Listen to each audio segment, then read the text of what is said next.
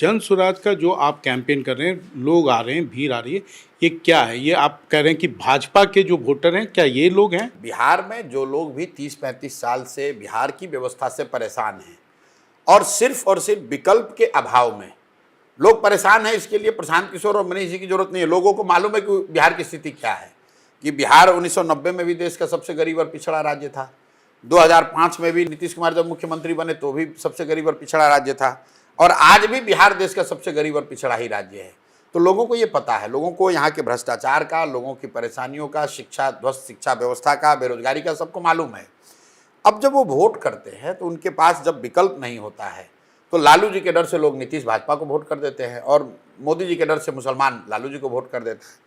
उनको पहली बार एक सशक्त विकल्प के तौर पर एक ईमानदार प्रयास के द्वारा बनाया गया जनसुराज दिख रहा है, तो लोग उसको देख रहे हैं, उसका मूल्यांकन कर रहा है, उसको देख जांच परख रहा है।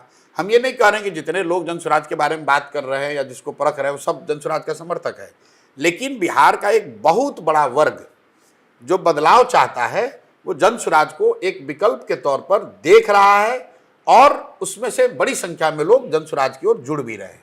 लेकिन क्या वो वोट में कन्वर्ट होगा? मैंने बिल्कुल आपको बताया कि भाई वोट में कन्वर्ट होने की प्रक्रिया क्या है।